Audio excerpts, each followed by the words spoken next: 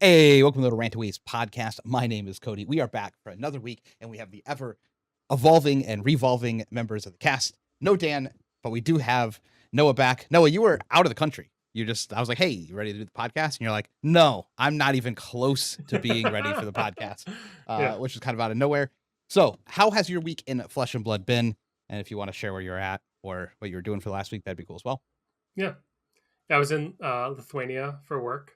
Ironically, I flew in on the same day that Lithuanian Nats was happening. And I'm not sure if this happened when I was actually on the podcast or if this was even before I started participating. But I had been to Lithuania for work before and played in the skirmish blitz season where you could play Zen, like full power, Art of War, like nonsense blitz. Yeah. I think Blaze was like the promo, like CMH cold foil, something like this. Um, so I just thought it was cool, like looking through some of the names from Lithuanian Nationals. I was like, oh, I actually played against some of these guys at that store a little bit back, but I didn't get to play any FAB when I was there. I kind of just took a week off from the game and then came back. There was an AGE on Saturday, but I flew in Saturday, didn't get home until like late at night, so I had to miss that. But we got on the docket coming up soon, the battlegrounds, and then Pro Tour after. We have like a pretty big battlegrounds. I'm hoping in my area. It would be kind of insane if the battlegrounds in my area was taken down by Victor, which like LL'd him before the Pro Tour, like literally the week before. But yeah, nothing too much exciting in terms of actually playing in the past week. But yeah, looking forward to doing more prep for the Pro Tour. Well, luckily, nothing was wasted by you taking a week off. Mm-hmm. Because now you know what format you'll be playing, and we'll talk about the new bands That's not true. when we get to them. He Well, doesn't you know know what format most he's of going what. to be playing. Sure. There's going to be some changes, but since you're so eager to talk, Lucas, how was your week? How was your prep? You feeling good for Vegas? Yeah, so this past weekend I got to play an AGE in St. Louis, which is where I'm from. I played Prism, partially because it was a deck that I could collect all the cards for. I sold a bunch of cards in Nationals, so I didn't have any like completed decks. So this was one that I was able to compile for the event. But also partially because I was at the time unsure if she was gonna LL this season or not, and I was like, this ominous excavation card is kind of broken, and I felt like the deck seemed like it had the ability to be like a really strong pick for Vegas. And if it was good, I wanted to like get ahead of it and get some tournament experience on it. Um, Obviously now we know that she's LL, so you know that plan not going to work out. But I'm still really glad that I got to play her. She's a hero that I've played. I played her at when she played Blue Luminaris, so Luminaris Celestial Fury, like way back when she was real bad. And then I played her at a few Pro Quests. She's got me a bunch of random success in tournaments. So I'm glad to be able to play her one more time. Um, I ended up going 4-2 in Swiss. I lost to Austin, who's been on the pod a few times, former teammate, somebody who lives pretty close to me, and he was playing Teklavasan. He ended up taking down the whole tournament with Teklavasan, which is a deck that we've both been playing a lot of recently and championing. So that game was quite good, and I think that matchup is um, probably Tekla's ahead. So it was like sad to lose, but it was a really high quality game. Uh, and then my other loss was maybe less so. I played against an RKO, and that matchup is so bad. I just didn't do anything. Like never hit with a Herald. His hero's a popper. Like what the hell's up with that, man? Like that's messed up. Um, but yeah, and then so I ended up getting like 11th, and then not being able to finish out. But I've been doing a bunch of testing. I'm super excited with the ban list. I've been playing some stuff since then. Um, I was really excited to see the second trailer for the new set and also the art that got revealed with Viserai on it. Uh, I it's kind of got my gears turning a bit. Like, is it going to be a set where Viserai and Chain are both in the set? I was wondering, what if it's like just a mono Shadow Runeblade set where it's literally like Viserai, Chain, and then Malice is like also a Shadow Runeblade? Like, would that be ridiculous? Yes. Do you think the community would like be able to handle that? I can already see the Twitter posts spewing all Runeblade set after we just got a Runeblade. But I don't know. I think it'd be sweet. I I'd could play see it. It could be like Viscerai Runeblade, Chain Shadow Runeblade, and then Malice is like Mono Shadow. Is that possible? Or is she already confirmed to be Shadow Runeblade? No. We don't know anything about her class at all. So Yeah, I so think maybe that, I it could mean, be like Chain is balanced in that they made his hero power. Maybe it's like something actively bad against you, but he gets access to like more cards. Like so, the interesting. draft dynamic could be like a 4-2-2 by design, where like there's 4 chains because he gets access to more cards. Hmm. I could also see it being like a 4 hero set where it's like two maybe Ranger is the other set. I feel like it's unlikely that it's Ranger. But I also could see this set being like a big set, like 5 or 6 heroes. Like I could see it being like 2 Shadow Rune Blades, like Shadow Necromancer, generic Shadow hero. Like I feel like they're gonna get weird with it this set. That's my expectation, but I don't know how getting weird with it's gonna look exactly. Well, we can go further in details, I think, about the teaser trailer that came out literally today, like 2 hours ago, shortly. But first, you guys mentioned AG twice. You both had AG tournaments near you. AG is also the sponsor of this podcast. The AG Open is the longest running independent flesh and blood tournament circuit. They held both events this past weekend. By the end of season 4, they have put on more than 65 events and over 50 high quality streams. As you can imagine, this takes a lot of work, and basically no one else can do it. They're the only ones that do it. That's why you haven't mentioned any other tournament circuits that you've been going to besides the ones that LSS literally does. But this would not be possible without premium AGE members. And if you would like to see more exclusive behind the scenes tournament play, which happened this past weekend, they have extra videos only available for AG premium members, along with a academy and articles that are exclusive for them as well. Also, it's the best way to support the podcast by using our promo code POD5. You get 50% off your first month, and 100% of the proceeds end up going for the first month to the podcast. You can see more in the link below. But my week was uneventful. I did not play any Flesh and Blood this week, and it was great. I did accidentally start a meme though. I figured people who listen to the podcast would like to know that I have decided not to go to Vegas Pro Tour, obviously because we're still doing the podcast and I haven't like quit the game. I'm taking a hiatus from the game to try and fall back in love with the game. But I did not want to play the game. It's as simple as that. Every time I sat down, I was like, okay, let's practice for Vegas. I just didn't want to do it. And instead of forcing myself to do something that I didn't want to do, I decided I was just take a break.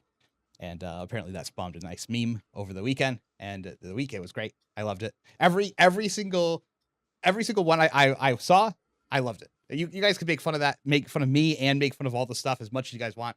I think that stuff's hilarious. So there's even like the meme picture that came out today of like one of my it's like a picture of me in Japan, but they have edited it now, so it's like a meet and greet at Vegas. That one's great too. So I love that picture so much. With the roulette wheel in the back. Yeah, it's so great. All of it's great. But we have some podcast questions that I think we'll answer some of that later, so I will save most of it for there. However, since you brought up the new set and the teaser trailer that we just watched, I do want to talk about that. I am still of the opinion that Chain is not in the set. That is my hot take. And I am hoping to be wrong, by the way. But they've said before, and they could change their mind, but that we would not be seeing Chain again in CC. And when I watch the videos, while Chain is in there prominently at the beginning, it looks like maybe he's going to die, or maybe something happened to him. And this is like the creatures and everything else around it will be what's actually in the set, like a round Chain doing something. It's kind of how my initial opinion. If like they made Chain as like a new summonable guy. Yeah. Like you could like invoke Chain if some conditions are met. I don't know if it'll be like a Leviathan demi-hero situation or if it'll be like you meet some sort of board state, Eclipse, Oblivion style. But yeah, maybe Chain will be like this and he won't actually be like a playable from the start character. It kind of seems like Chain is gonna become Balgor, right? Because like he found Balgor at the end of the trailer, right? Like is that what happens? He like kills him and steals his power. I mean, we don't know if he kills him. Maybe he dies. Maybe he merges. Maybe he does something like you mentioned. Maybe he gets killed by the guy who's standing at the back. Maybe he unlocks him and then dies, or something. I see. I'm just not sold that we will see Chain again in CC.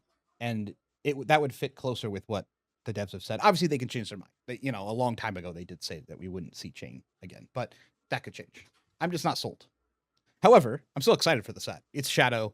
It looks like Viserai is probably coming back in the set. I don't disagree with you. It could be like a heavy hitter style where you have like the main heroes, but then you just have like an offshoot of each one that's also in the set. I think that's very possible. What do you think about Viserai? I'm sure they're going to do something much more creative than this, but what if Viserai came back and his hero power was just, instead of making a rune chant every time you played a subsequent Runeblade card after playing a non-attack, it was just the first time? Would it still be really good? Like an Ira, like truly Ira style, like you literally just get your one value, but it's a rune chant, so effects that care about you creating an aura are always online, and like you good. I would say my guess is that if they gave a whole set to him and they gave him other cards that specifically work with that hero ability, it would still be good. Because I think that it's pretty easy to get more than one value out of a rune chant, and I think it would actually probably depend on his weapon, because that's historically Viserai's always been able to have like a pretty reasonable weapon, but with Reaping Blade banned now, and the way that they've talked about how they want to balance rune blades moving forward with more conditional weapons, if he comes out and he has like a not a very good weapon, I could see it being a problem for him. The best weapon in the game is a conditional weapon. Whether either one you're thinking about, they're both conditional weapons. They're both great. Winter's Wail is conditional. Winter's Wail is a conditional. No, nice. But that's not what they mean. Yeah. I know. Also Thorn. Thorn is also a conditional weapon. Oh, okay. It's also one of the best weapons ever printed. Yeah, I think when they say conditional weapon, they mean more stuff like Scorpio, where it's like, Bro, is that for Needle? Is that for Needle's conditional? Conditional? They can break it. Yeah. I would love if they made a blade for the class called Rune Blade. If you look at what we have today, we have Scepter that you hold in one hand, we have Scythe that you hold in two hands, and we have Toothpick that you hold with your fingers. We have no actual blade. Like, where's the blade part of the Rune Blade? Yeah. It would be nice to got return banned. to that. Yeah. All of them got banned. Yeah. Yeah. Anything resembling a blade, it's been banned. It's been banned. That was the actual good part the whole time of the rune.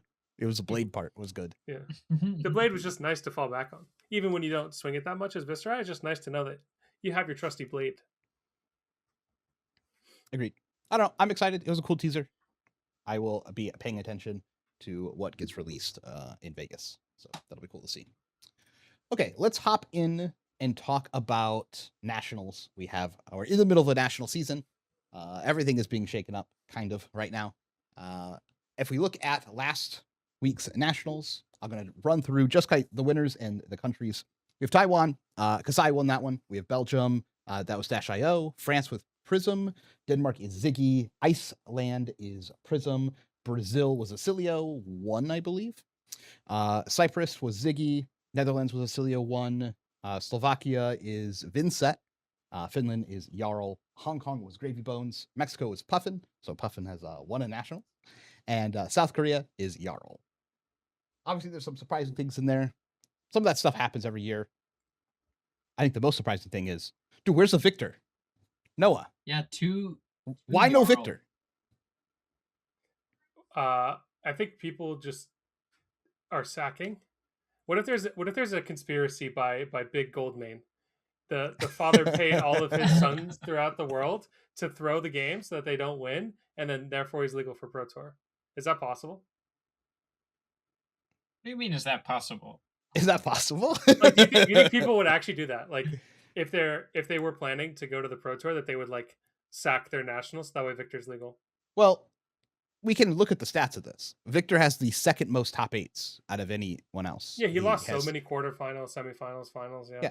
He has top 8'd 26 times, and he's converted to 2 wins. If you can find me 5 Flesh and Blood players that would rather play a specific hero at a given tournament than win their nationals, I will give you $100. It looks like if I wanted to win that bet, I would have to give all of them $20 to start, and that doesn't seem like enough. I feel like the spirit of it is just to say that I don't think anybody would actually throw their nationals. Like nationals specifically. It's just like not a tournament you throw. Okay, I believe you. I guess. What's like the real difference in like one of the smaller countries? Is there like that much of a prize Isn't difference between? I'm pretty sure winning is just like crazy prizing for some of these events though. Like, Oh, okay.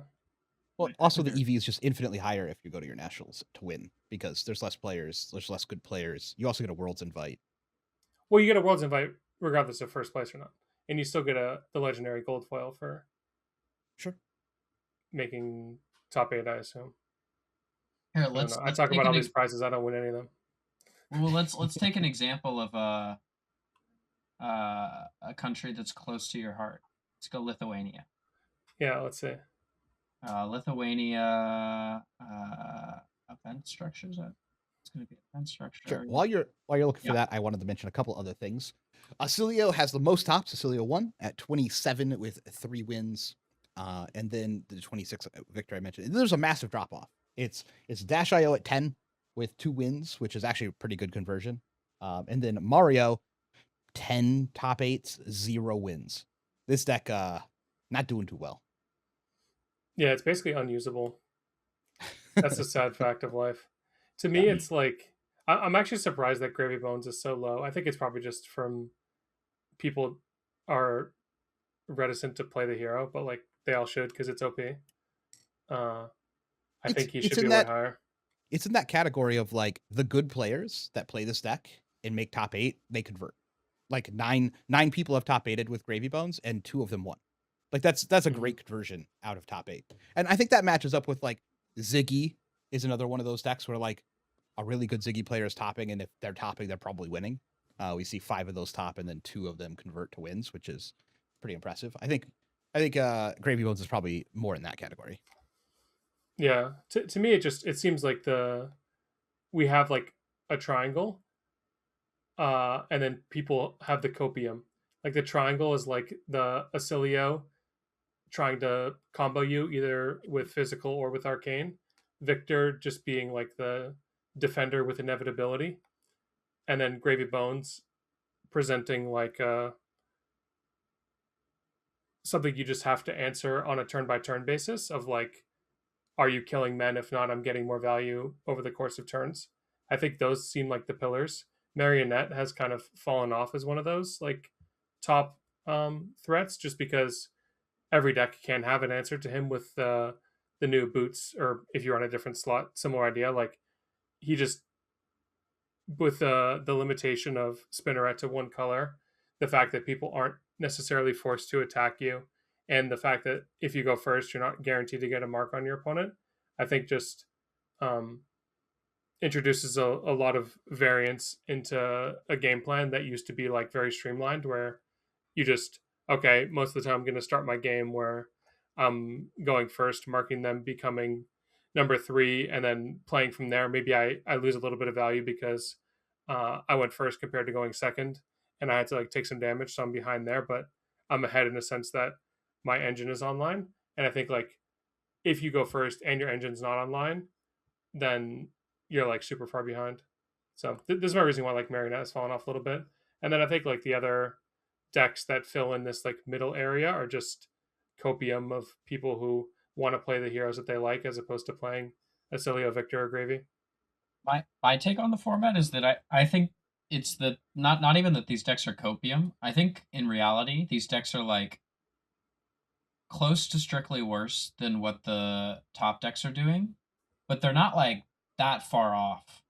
Like I feel like the game, like the most powerful decks right now are just not actually significantly better than the other decks. Like the Gravy deck is just like terrible.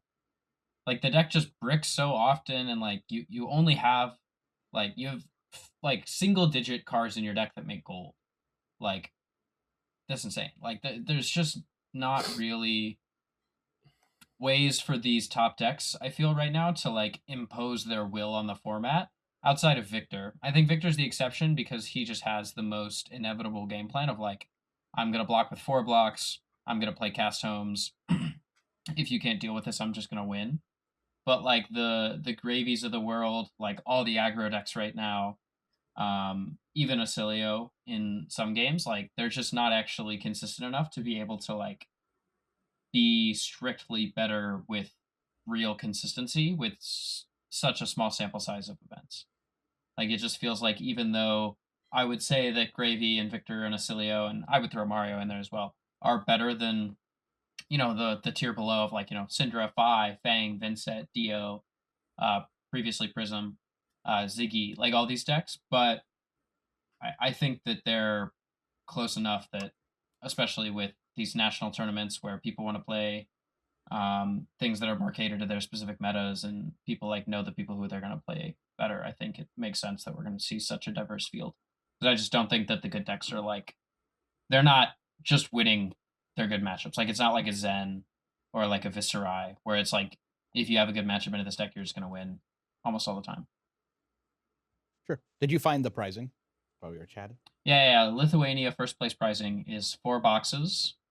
The national champion trophy, a gold foil, a world's invite, and a playmat. It is the only thing the first gets that second doesn't is the trophy. Yeah, see what I obviously, mean? Just You definitely yeah, throw that if you're you're going to right. the Pro Tour. Yeah, you could be right. It's always a throw angle. Well, here, let's.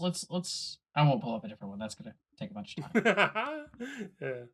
I'm glad that Yeah. you pulled up the one that But to be fair, that is also the smallest one. Of Right? Yeah, here, course, I of got course. Mexico. It was like I got 14 Mexico up. people. I got Yeah, I Mexico. completely Here, luck sacked that he chose one that supports my theory. Mexico is $1,500 for first, and then all the same stuff. So it's Right? plus $1,500 Yeah. compared to second. Yeah. Okay, Yeah. so you probably don't throw that one. Well, it's second is like 800, so it's like plus $700. Oh, plus 700. That's only the price of a PTI. No, but I think the price of national championship trophy is pretty high for most people. That's fair. I'd also think the conversion rate from USD to pesos is probably pretty good. Yeah, the 700 ratio wise is Yeah. definitely worth more. Okay, that makes sense. Well, whatever. So. It was never a real thing anyway. But I'm glad that we mapped it out and proved that it's very unlikely that it happened. True. Okay. Well, we have one last week of nationals. This has quite a lot of nationals and quite a lot of big ones. Now, Victor didn't win any this week. Is he winning some this week? Surely the man is gonna go this week, right? Yeah. Surely. How many are there? Sounds very a lot. How I many? think it's like 390 points on offer from what I saw. He needs 50 of them. 51. He needs like over 50 of them. Yeah. Like 26? 26 nationals? Jeez. Yeah. Yeah. It's a lot of points on offer. He needs 49. So if he wins 2, he's 2 big ones he's in. Okay, yeah. Surely he's gone. Surely. I really hope. Surely he doesn't only win one event and then sit around the famous like 990. I was curious range. actually from reading the LSS article about the ban list. We're not going to skip to ban list yet, but just their discussion about their testing process and their estimation of when heroes will hit Living Legend. Yeah, I wonder. I have a lot to say about that as well. Okay, I thought we could just move into that as a topic then, because it's Sure. Yeah. Okay. So the Cool. I guess I'll give an intro then if we're going to move on to this as a topic. So basically, the intro was that they were speaking in context of Aurora, the new Aurora, that their testing with her was under the assumption that Syndra, Fi, and Victor would all have reached Living Legend by now. They didn't specify if they thought other heroes that actually LL'd wouldn't have or anything like this, but they just said that they expected those 3 to be gone by now. And I think the fact that they make this assumption but still maintain an LL policy where only the person who actually wins the tournament contributes points, as opposed to a flat spread where if you had taken like top 8s, for example, or even finals appearances, something like this, to distribute LL points, I think it would much more closely reflect what they believe the internal data to support, as opposed to like someone misclicked in the finals and lost and then now Victor's legal or something like this, right? But yeah, you can go ahead, Cody. This is kind of setting the scene. Yeah, I have a I'll do a little bit. I'm sure we'll have a bunch to say on this as well. Mhm. But I agree with what you're saying 100%.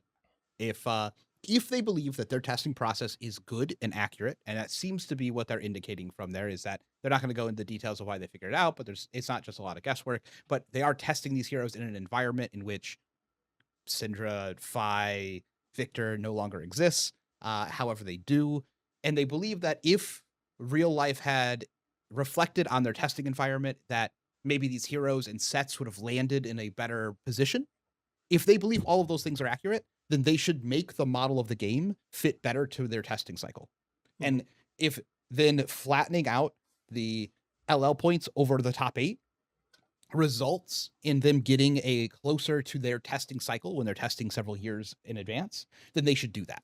And they have the ability to do that. It's their company and their game. So there's no reason for real life not to reflect their testing environment if they have tools that they can then use to try and make that happen a little bit nicer. Also, keep in mind that at ProQuests, the winner is often not the deck that wins, because ProQuests are the winner is the only person who gets the invite. So the winner is just the person who's actually at the event trying to go to Pro Tour. So if this is so important for your testing process and for your new sets to drop in your expected way, and for the reception of the new heroes to be in the way you expect, maybe you flatten the points out over the top 8 so that it doesn't matter what shenanigans happen, because you're not going to stop the shenanigans, because why would we give an invite to someone who's not going to go to Pro Tour at like a local PQ? So just make it match your internal data. Yeah, and I think it doesn't have to be 100% like if you make top 8, okay, every hero gets 5 points who makes top 8. You could still have some curvature where like maybe it's Sure. weighted higher for the actual finish. But yeah, I think in order to make a real model, it's way too volatile to rely solely on just first places. Yep. Not to mention that there's a handful of RTNs I go to that don't go past top 4. It's top 4 split, and then whatever the standings are is just how the standings end. Like Mhm. if it's a 1K, I've gone to plenty where it's like top 4, you all want to split? Okay, cool. You just want to go home? Okay, sweet. I would say Who's the the winner? gold foils recently have changed that a little bit, right? Like it makes it harder to Not split. you just split everything. Well, but it's harder to split gold foils. It's not that it can't be done, but I would say on average Sure. it happens. I'm not saying it happens every time. I'm saying it does happen. Like a percentage of the time this exists. So I think you also have like the gem lotto situation too in Top Cut of like you make Top Cut and you get paired into like the 1 out of 8 in the other top 8 that you have a terrible matchup into, and then therefore you don't get points on your hero, but you would like stomp the other 6 people. Yeah, so I think just flattening it out like this would be nice. And you know what? I think we're due for a rule change. We haven't changed the rules in so long. I feel we were going through such a nice cycle where like every set would come out and there'd be some change to the rules of how the game is played. So maybe we get a rule change of LL. you also wouldn't have Phi just hanging around. Mm-hmm.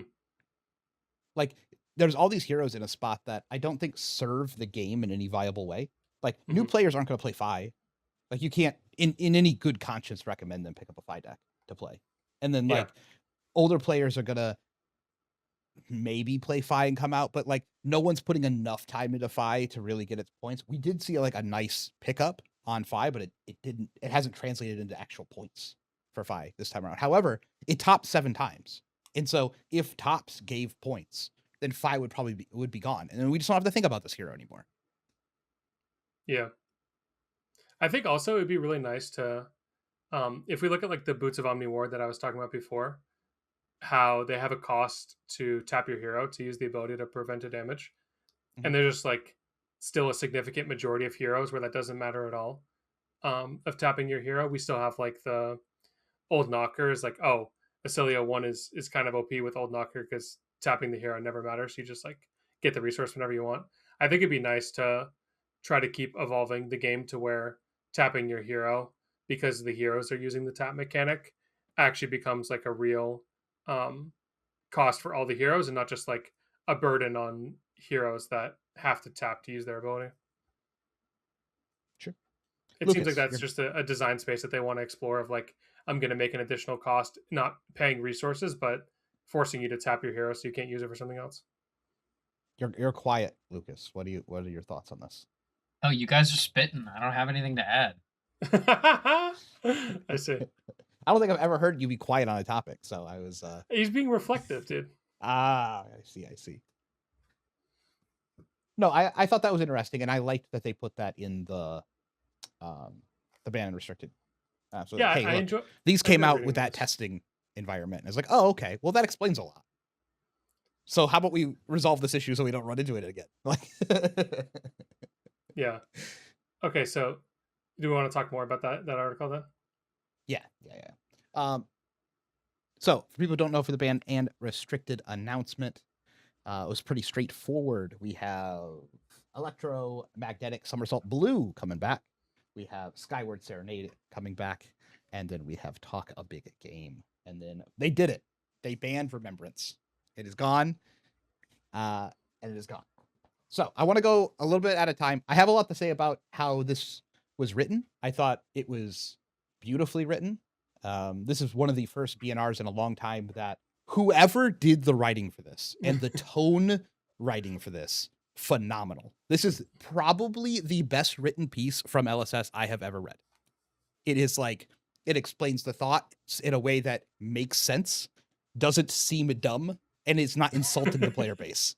Like, to be fair, they usually insult us at some point during these BNRs. Like, there's some insult in there. When I was reading the sentence about them unbanning Serenade, I was like, "Oh no! Please don't mention the. Oh, we don't want to have conspiracy theories rise up again." Yeah. Yeah, they did it much better this time for sure.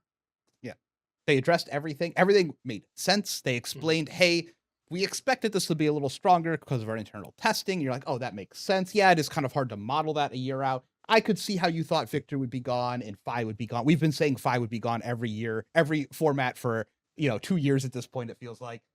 Syndra, I was a little like, oh, you probably expected that everyone to gravitate to, or everyone who plays aggro decks or red decks would gravitate to Syndra, and it would just naturally gain points, kind of like Aurora did. That didn't really pan out that way because the adoption on Aurora was, or the adoption on Syndra never kind of rivaled the way Aurora's adoption rate did. So I could see how that could be a little bit miscalculated. Like, all of this makes sense. And then everything was just like, yeah, this is what we're trying to do. This is how we feel about the format. This is why we're releasing these things. And it was not insulting at all. They didn't take any jabs at us. It was great. I loved it. So I don't know who wrote this. And I don't know who like tone policed this, if that ended up happening, but phenomenal. The best written thing from LSS I've ever read. Okay. Yeah. Go ahead. I also wanted to. I said go ahead, and then I immediately started talking. Yeah. Go ahead, me. Go ahead, me. The point too about I know Fino was always like adamant about this being super annoying. Of you have to wait a whole year for your hero to actually materialize because of the expansion slots. Them taking on that feedback and hopefully trying to incorporate it is good. I'm sure it won't be reflected for the next couple sets because I think they already have them planned out. But they initially made like this memeable statement about the journey of discovery, like with the whole Zephyrinito thing, and then they took it to the extreme of like the journey of discovery is like you physically can't discover it. It's like a locked area on the map. You have to wait for the DLC to drop in a couple months in order to get to this area. So I think yes, at some point in the in between, instead of like we know this is OP, oh people found it, okay, it gets banned, and then there's nothing that exists. We have to wait 6 months. Somewhere in the middle, I think would be a nice medium. Also, like the theory on the 3 heroes actually makes sense. Like if you think Victor, Syndra, and Fire gone, you release Aurora into the market, and you're like, we expect Aurora to be like semi-competitive to competitive right off the gate because these things are gone, which kind of fits. That's about where I think she would also land if those heroes didn't exist. And then you're like, and then Ziggy is going to be a slower burn where we'll like ramp up their power over time. And then Acilio is here as like a replacement for when Acilio 1 goes away. And then we'll also like make Acilio 1 a tier 1 hero. Like that idea makes perfect sense. The execution didn't happen. So it felt flat because basically the LL system prediction was wrong, which caused the whole set to fall flatter, where you basically just reinvented Acilio 1, and that was the only real hero out of the set. Ziggy has shown up and done some things, so at least that's been fair. But Aurora was like dead on arrival, essentially. Maybe not anymore, but was dead on arrival. So all of this makes sense to me. So again, back to our original point, let's just fix the LL system then. Because then the set would have dropped this way. and everyone would have been like, hey, that's kind of a banger. Yeah, facts. But I like that. All of that makes sense to me. You actually want to talk about the cards that were unbanned? Yeah. I'd love to. Oh yeah, Lucas, go ahead. Go ahead, contribute. Lucas. You're the one who's Well, put the most Aurora among us, so go ahead. yeah. So should we just start with Serenade then? Yeah, start with You Serenade. speak your mind, man. Yeah. So I've been spending all day playing Serenade Aurora, so I think I am okay to talk about this. So I would say that I think their prediction made a lot of sense. Where I think if we were in a format where Victor and Syndra did not exist, I think Aurora would be quite good. I think she would probably be like, if the Draconic Ninjas didn't exist, I think she would be the premier like aggro deck. I think if you extend the term aggro to mean like some of the more mid-rangey aggressive decks, like maybe the Arachnes, or like some of the combo style decks like Acilio, I think maybe she's not as powerful, but I do think she is quite a strong aggressive deck. I think there's a lot of different ways to build her that are very powerful. And I think Serenade is good. One thing that I was initially concerned about, it was actually funny. My friends and I were talking about like the day before, like a day or two before the ban list came out. We were talking about like what if they unban Serenade, and I basically told them I was like, I think it should be strong, but I think people are going to be surprised by how much of a cost Skizik is now compared to the past. Like it's just the way that the Aurora deck is built now. I think you don't want nearly as many of these like 0 for 4 no attacks that don't already have go again. Although I think if you're playing a version of the deck that is playing 6 quick successions of whatever color makes more sense for your deck, I do think it is a little bit alleviated. But I mean, it's kind of like exactly what the deck needed, I feel like. It's just another like 0 for 4 go again lightning attack, basically. Works really well with Scorpio. It works really well with Arc Lightning. And then one thing that I kind of don't think we saw much of when Aurora first came out, but with the way that the deck has to be built now, I think we see more of is the flexibility of Serenade being able to buff the attack on the Skizik is quite relevant. Because you just get like loaded up on go again sometimes. Like you just have too many effects that give go again, like you have an extra embodiment or a redundant quick succession or something like that. And so a lot of the time the Serenade is like this card that can just be this, for go again lightning. But sometimes it can also be like a 0 for 5 if you choose like buff power and you already had an embodiment. So it's a nice flexible addition that increases the consistency of the deck. It also is another yellow that you can play, which I think Tempestuous Kiss is a card that is really interesting for Aurora, but I don't really think it makes much sense to build her with a bunch of blues, just because there aren't very many good blues and there aren't many ways to use blues efficiently. So getting access to another pitch card that maybe makes it more reasonable to play Tempestuous Kiss without having to play poopy blues is good. So I think Aurora is going to be good, but I think currently she still is in that like A to B tier where she's a powerful aggressive deck, but I don't know that you're able to consistently deal with like Spell Void Dagger and Test of Iron Grip and Mario's ability to give you frailty tokens and disrupt you. So I think she'll be a deck for sure, and I actually think she already is a deck that you can play and have reasonable success with. But I do think she gets a big buff from this, but she'll need a few So- LLs. I want to ask a couple questions.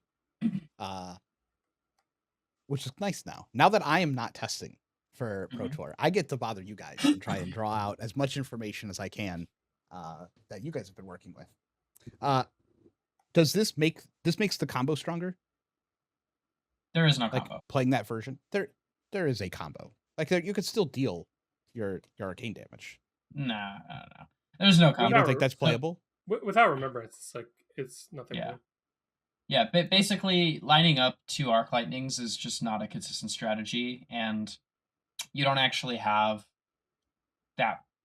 Like it, I don't think without Flicker Wisp, I don't actually think it's like that much that you're getting out of it. Like you play like an Arc Lightning or 2, and then you play this big 5-card hand, you blow all of your equipment, but I think it just makes so much more sense to try and like actually play the game and just like get value out of the arc lightnings when you draw them and play like a real deck. Sure. So you don't think like having gold in the chess piece and then playing like one arc light, like one arc to just have like a mini pop off is worth it? No, not really. I mean, it's maybe like I could see a universe where like in some aggressive matchups it ends up being something that you do, but I would say at least in reference to the Serenade aspect, I think the only thing that Serenade is like particularly broken with is like if you play two arc lightnings, but that's like I said, super inconsistent to get together. But I mean, it is definitely like a benefit of Serenade that it is just a card that's just like much better with arc lightning, and if you can have multiple arc lightnings or multiple Serenades, like you can have some ridiculous turns. I also think it's. Do you think you have to play 3 Skizik? Uh, Because Serenade is just blue quick succession, right? The fact that the weapon is free means like make yeah, embodiment, give +1, play lightning card, swing weapon. It's like it's not great, but it's not embarrassing. So yeah. I'm curious if you actually have to run through Skizik. I thought about this as well. I think it might be reasonable. I think ultimately the basically like the value calculation is that if you ever have a situation where it would be better to search Skizik, like you're losing quite a bit where the difference between Skizik and like another random card is like it's worse, but it's probably not actually worse than not being able to resolve the third. But I could definitely see it being like a matchup thing where like in some like if the matchup is fast enough, you could just play two Skiziks.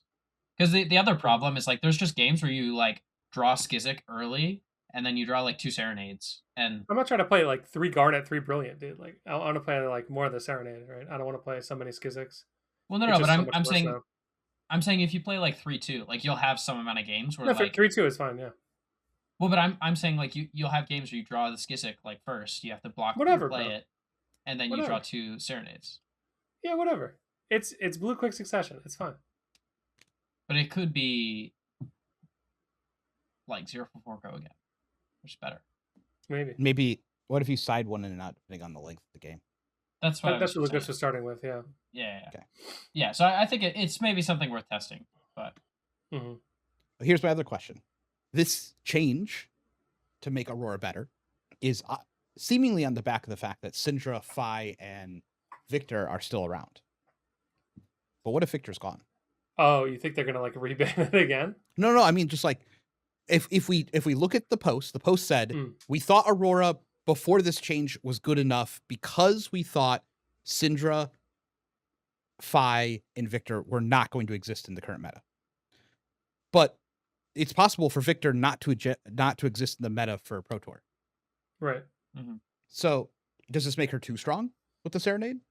No. Or do you think No. Syndra is still so good that she needs the I help? I just yeah, I just don't think the hero is that powerful. Like I think the hero is just like a good aggro deck, but it's very easy to counter it. Like if you have a deck that has like there's just so many cards that are really good against it. Like Prevention's very powerful, like Shelter from the Storm is really good against the deck.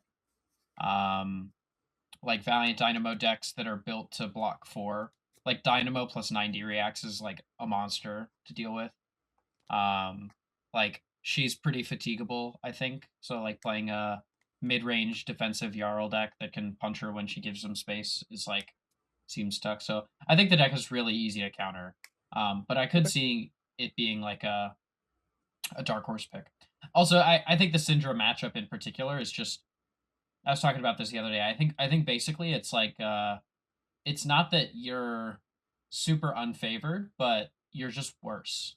It's like playing Slippy in a Mario, where like your win percentage is not actually like objectively that bad, but like of the two, you're just like what you're definitely not the better one, is how it feels. Okay. hmm Okay, let's talk about Somersault Blue. This was mentioned as a buff for Ziggy specifically. Do you think this really does anything? I mean, it does cool stuff. Don't get me wrong. Do you think this moves the needle on Ziggy at all? I'm gonna need you guys to help me explain this because I have an idea, but I think I'm not good at explaining it. Okay. So if you're a deck whose goal is to play a semi-normal game of Flesh and Blood. I would say Ziggy, as is built right now with Refractor, is like I'm trying to play semi-normal in that I'm gonna play 2 to 3 cards on offense. Some turns I'll be able to play a bigger hand when I have like a pop off turn, but I'm trying to like interact with the game systems on a turn by turn basis. And my goal is not to do 40 in one turn. My goal is not to fatigue you. And I may get close to one of those things happening. I may get fatigued myself, whatever. Okay, all that being said, in a deck like this, adding a new defensive tool that forces you to warp your deck doesn't seem like it's the thing that's gonna push it over the edge. If you look at a current Ziggy deck, maybe a third of the deck, if I'm being generous, is targets for this right now. Like you would have That's to pretty. extremely generous. Yeah. That's That's very what I'm saying. I'm generous. being very generous, Yeah, saying a yeah, third yeah. of the deck is targets. Um, in reality, it's going to be less, but let's say it's a third. That's still a pretty big drawback of running this card. That you have to draw 2 copies of one of that third of your deck for this card to get like the really good value, which is the defensive block 6, in my opinion, is like the strongest mode. And so warping your whole deck just for the ability to have a slightly above rate defensive play compared to an offensive play, I think is almost never enough to actually catapult a hero. If you translated this value into being like worth 6 on offense, like they gave them some card, T-Tox, whatever, some very high power card that's like a 6 value offensive card, I think that can catapult them. But a card that's conditionally worth 6 on defense doesn't really seem like it will move the needle on a deck that's trying to like mid-range the opponent. Does that make sense? If you completely, yeah. If you think about it, like the chance to be able to draw like this card and two blocking 2 cost attacks, and also be in a situation where your opponent's attacking you for 5 or 6, even if your deck is like 60% targets, this is not reliable. And this is like a card that you would consider cutting because sometimes it doesn't do anything. And the current Ziggy decks are nowhere close to this. I think the way that this card would be good is actually if you were able to have a Ziggy deck where this is consistently able to be reasonable on offense as well. Being a hero that has access to embodiments of lightning, you can do some nice sequencing where this allows you to convert like a single embodiment and a bunch of blues with like one good attack into quite a good turn. Like you can play like Phantasmaclasms back to back, or if you have your Tunic counter, you can play 2 CNCs in an efficient way.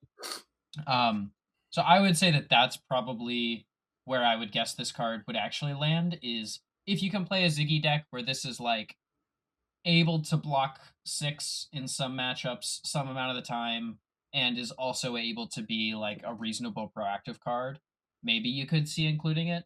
Although I agree that I err on the side of this card is probably not make sense in current builds. Although I do think it is worth noting, if we do see the Ephrodius version of Ziggy get some expansion slot cards, the DLC comes out, like we're able to, you know, improve the deck to like a real thing.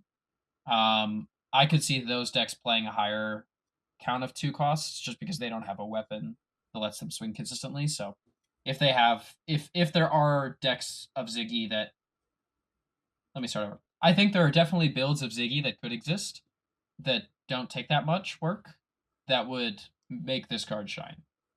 Like it is a really powerful card.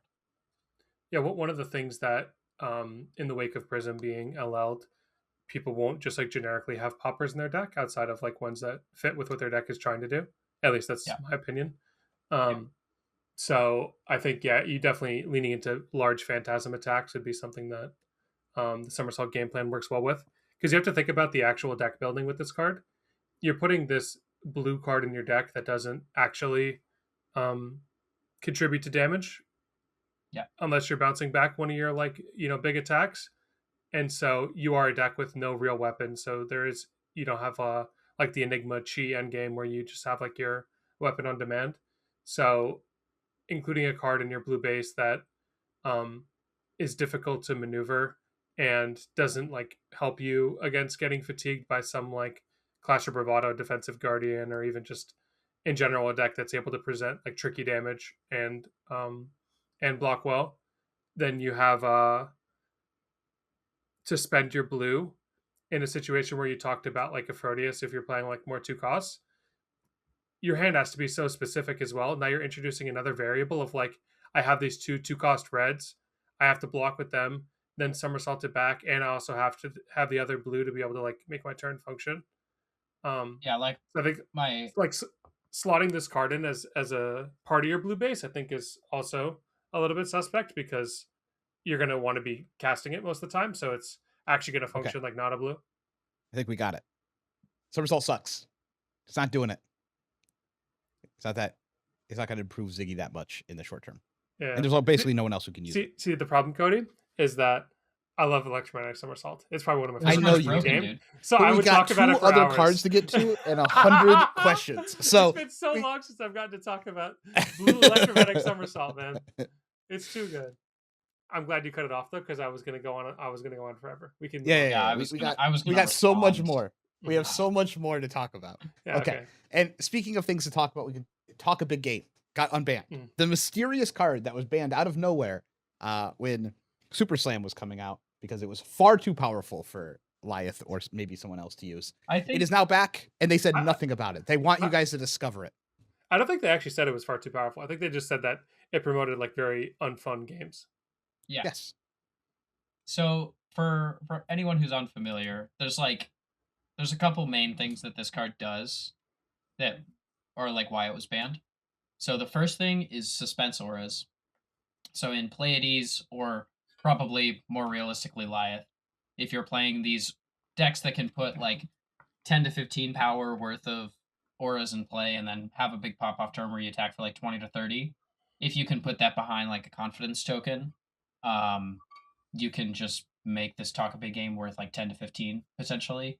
And those games can spiral out of control really quickly. You can draw another one off the top, and then you could just like have these really crazy snowball games. And then also the reviled heroes have access to intimidate. So there are potentially still probably Lyeth. I think because Lyeth gets to intimidate and has big confidence suspense stuff, he's probably the best home for this. But you can have theoretically turns where you go like intimidate 3 to 4 cards out of your opponent's hand and attack for 15 to 20, where this card is just insane. Also, this card slots into Valda. Sure. I agree. Noah, you and I have played Lyeth. Mm-hmm. You and I are very well aware that at some point in the game, you will hit them for like 25 damage. It might not all connect, but you will put an attack on the chain, and the attack value of that card will be 25 damage or more. This just happens basically every Lyeth game. Lyeth draws 5 cards every hand. His chances of lining this card up is actually pretty good, because he's over several turns looking to like set this suspend thing up. And we also know the worst part of the Lyeth deck is the turn after your big turn. Mm-hmm. And what determines if you win the game or not is if you can actually do something with the 5 cards you draw after your big turn. Yeah. With all that said, surely this is actually good in Lyeth. And that's where people should start. Yeah, I think the most obvious point is, like you said, in Lyeth. I played a few games with it, like when it came out, it's just like a gut reaction of like seeing how busted it is. And I think there was some divine intervention of I faced a Ziggy and RKO, both decks notorious for like spamming 1 million defensive cards, having prevention, made it like super like into Ziggy. It's so hard to play Talk a Big Game, especially when they have access to red Space Dust. So I think it's definitely not as intuitive in some matchups, but into like aggro decks where you're not expecting them to be able to block more than 7 or 8 if you're dominating or giving it confidence. You could definitely snowball out of control with Talk a Big Game. I will say the biggest problem with Talk a Big Game in Lyeth is we talked, Lucas, about like confidence. You talk about like intimidate and stuff. And all of this is extremely difficult to actually execute. If you go to Fabry and type in confidence, there's like two cards in the whole card pool that make confidence. One of them is the something full of bravado, I think is what it's called, where you block with it while you have an aura suspense, you make a confidence, and then two steps ahead, which is like you have to plan as the name suggests, two steps in the future. And when you're playing a deck like Lyeth that has so many like moving parts in order to execute its turn by turn like game plan, I guess, like you want to line up all the big suspense auras or just a bunch of buffs with the talk of big game with the attack. You have to not get disrupted on that turn, and if your opponent has any manner of defensive cards to where they can block for a bunch, then you also have to have some sort of evasion attached to it. Often the evasion is taking two cards in the form of like Tear Sunder, Buckle, Sense Weakness, whatever, if you want to like give it dominate. So yeah, I think basically the moral of all of this is that I think the card is basically the exact same as it was when it would have come out on release, in that when it high rolls, it's going to go absolutely bananas. But a lot of the times you draw the card and it's going to be a blue block 3, which is still obviously fine. Or it's going to like really hose you in the late game. Like if you ever have like your big pop off, like you spend a bunch of your suspense auras and you haven't drawn one of these yet, you're just like, you have a card that's completely useless in your deck. Because it only functions if you're actually doing like the big pop off. I think Lyeth was already like somewhat decent to aggressive decks because of the fact that he can present routinely situations where your opponent's best move is just to fold their hand because you're presenting somewhere between like 12 to 14 with on hits. So yeah, I think into aggro it's definitely fine, but the my concern is just like the defensive decks, especially those with prevention. It could be very difficult to win. I would argue it basically gets included if you're playing that style of Lyeth every time. Yeah, you always just you like always a free put in slot. the deck. Yeah. But I think this is valuable even when you just call like 7. Because if I think about every time I played the deck, like even without like a confidence token or dominating, when I threw that big first attack and the attack would be 1,000,000 damage and they just give me everything to prevent it, I'm still normally leaking 5, 6, 7, 8, somewhere in that range. I think if I had this card and I could be like 7, hit for 7, 8, 9, somewhere in that range, and then go my next turn to be like, oh, let me play this other aura and then at least swing an attack for like 9, 10, 11, like as my follow up, gives you that space again to start setting back up the suspend auras. And usually what would happen is just like you would do nothing on your next turn and they would keep their whole hand and then they'd sort of go back to like pressuring you again. This being able to buy at least some of the cards out of their hands while you get set back up, I think actually does quite a lot for the deck, even when you're playing it at like a lower power level. I think if this, no, yeah. I just don't want people to think you have to resolve it for 15 for it to be good. I'm like, if this thing resolves for 5, I think you're like pretty like in a good spot. Yeah, getting 5 value out of a blue, and it's like you're carrying forward damage. Sometimes the actual, and I don't think that's unreasonable. Yeah, no. 5 is completely reasonable. Yeah, I think if this is resolving for 6+, you should be winning the game. I mean, it's no different than most cards. Like you resolve a fat T-Tox in a close game, like it's going to be game winning. Yeah, I don't know how good it is in the current meta. I'm just in a vacuum for how that deck functions. This is a big upgrade for that. It's also potentially Rhinar playable card. Like this is a card that I think some Rhinar players were already potentially happy playing when it was legal. Some of the new tools, particularly the free attack, like I could see this being a nice way to like you blood rush, you draw into like a blue plus the free attack, you have something like this. Like I could easily see you getting like the similar like 5-6 value out of it pretty easily in that year.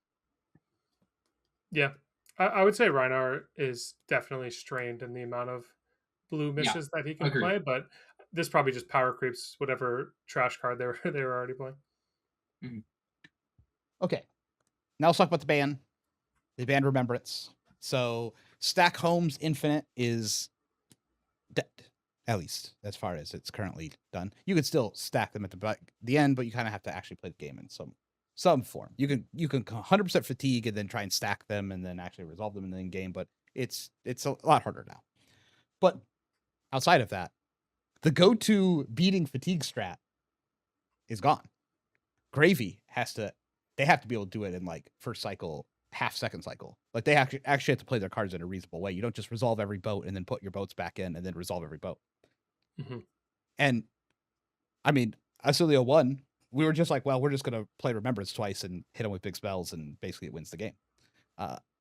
Do you think this is actually a buff to fatigue decks? Mm, Or do you think it's a nerf? I think it ends up being pretty neutral. I would say it becomes a lot harder to play these decks where they get to an end game, and uh, the way that they effectuate fatigue is like they're way down in HP, like the HP race, and that they're winning by just like Huntsman, for example, just playing like Codex is forcing you to keep arsling and hitting them with Leave No Witness or getting back surgicals, these kind of things. That's just like it's forcing cards out of your hand even when you don't want to be blocking because you have enough HP.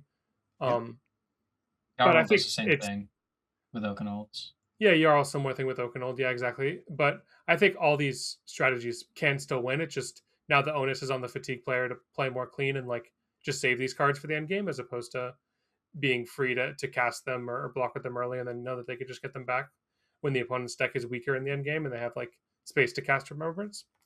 Um, so I think it doesn't change that much in an objective sense, but subjectively, I think it makes it a lot harder to play both as and against fatigue. So I think it's overall just like better. Like I think it just like raises um the complexity of navigating a fatigue end game. Okay. I think that's a soft take. I Okay, will as someone go who ahead. doesn't have to stress about it, Yeah, and has played a lot of these decks. I I almost think never play Remembrance. By the way, this is like one I of the know, things. I'm aware. Yeah, I've played a lot yeah, of these decks. It's been in a lot of yeah. the configurations. I've played all of the fatigue decks, like at a level where I wanted to bring it to tournaments that are Mhm. currently in the meta. I think Arachne is getting hit. Like Huntsman is getting hit because several of their matchups that may or may not exist moving forward, they really needed the Remembrance to like loop their codexes back in to get into in-game states that were relevant. So this is a pretty big hit, I think, to Huntsman and some of its strategies. And Remembrance was always kind of into Huntsman as it was because one, you had to hope to see it, and two, it really depended on what cards you actually had to put back in your deck anyway. So it was more of just like put more cards back into my deck against Huntsman than it was like an actual strategy when you're playing against them. So Yeah. this is kind of a more neutral there, but I think it does hurt Huntsman. I think this buffs Pleiades a ton. Pleiades didn't use Remembrance in a super serious way to begin with anyway, and they loved when other decks didn't have it to begin with. They had all the tools to win the game currently in their deck, and I believe at the peak of Pleiades they ran one Remembrance. So losing Remembrance on both sides is a complete buff to And Pleiades. and honestly, mostly why they were playing Remembrance, even in that, is just to shuffle back like Rippleaways to negate when your opponent Yeah. remembrances back, like Goldman Estate Correct. or Yes. Germinate So or whatever it is. absolutely a massive buff to Pleiades for Remembrance to be gone on both sides. I obviously it killed Slop Victor as far as it was played before. There might be a way that they continue to try and play maybe just fatigue. Period. I'm just going to hammer you in the end game. Whatever. You got strategic planning, man. Could Okay. exist. Sure. Yeah. Fair. I will say this is a massive hit to Gravy. For the Gravy players to have to now navigate actual fatigue. Fatigue might actually be back on the menu against Gravy because even when Gravy has a good game plan against some decks that default to fatigue him, the cards might not come in an order that are actually relevant to be played, and you will just die to like hammering your dude or hammering your face or throwing real attacks at you when the All decks is right in actually the have world, that. man. I love that. So I do think this makes the Gravy play significantly harder. Not impossible, like not like terrible, but like it used to be kind of brain dead to try and beat fatigue as Gravy. And I think that now, at least some portion of the time, your deck order will just lose you the fatigue game. If the fatigue decks go into a way where they can actually But present some damage. we play the hit card game Flesh and Blood where you can manipulate your deck order. Isn't that something you can do? Not really. You can only manipulate it on the second cycle. That's what I mean. And then you break all your gold, you do some like crazy combo, you last ditch them 3 times. That's why I said if the deck can present any pressure in the first cycle, this becomes hard. But I think it just makes it more interesting. Sure. I'm not ruling it out. I'm just saying Mhm. it was pretty brain dead before. Either way. but I think it's much harder for Gravy. As far as all the other decks that ran Remembrance, that was more of just a cope to beat Fatigue decks. I actually think it's harder now. I think Acilia 1 into Fatigue decks is significantly harder without Remembrance. Still playable. You can try and counter pitch stack, but if they can pitch stack into you, this You know what time it really is? makes your Acilia 1s pretty hard. I think it's Aetherized time. I didn't sub it for Nationals, but I wanted to. I think it's time now. Yeah. Put it right next to those future sites. Aetherize for their Oasis, you're saying? Or Compliance, yeah. It's the Yeah. counter to the counter stack. It's the triple. You got money to pay for stuff like that? Of course. Where's your money, bro? The deck's so light on. No. All the. What are you talking? Oh, you haven't played the deck at all. Yeah. But like, I guess it depends on the version you're playing. But second cycle, you're chilling on blues. The real cost is the setup turn. That's the expensive one. The actual go turn, you don't need anything. You just need like an Aether Flare somewhere, and then some other spell somewhere. But if you have Kano Sigil or something, you can go off with like 2 cards. You got plenty of dollars. Okay, I believe you. So I think overall this is good for the game. The ultimate winners in the current meta, I'd be very curious if Pallades comes back. And I didn't talk about this. I'd be looking at Pallades. But why? You can only look at it for like 1 week. Because then Millers gets banned with Victor. Who cares? You don't need Millers. You don't need Millers. The only reason it was playing Millers is so that people would sometimes give you a card. Yeah, no, they never have to give it you a lost card. Millers half the time that it flipped Millers. They did not want to connect. Not against with me, Millers. bro. They've never lost against me. When you played Pallades, half the time you swung with Millers, you're like, please block it, please block it, please block. I do not want to lose my Miller. Like you just lose your Millers every game. But it's not about that. It's about the fact that every time you swing Millers, you have a chance of hitting, and then it mills them a card. But I don't think you need that as much. You could just swing 4. I think swinging 4 is just completely trolling. It does nothing. I would be very surprised. I think this is ultimately in the case of the entire meta. I think Pallades comes out pretty happy with this. Well, if it's Slippy time, then it's Pleiades time. Right? So that's the triple evolution. Mm-hmm. That's it.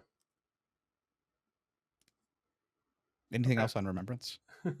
I guess we'll see. Yeah, I think the ripples of this ban will take a while for people to completely realize, but I think this is a very big deal to actually the underlying core of how the game is played.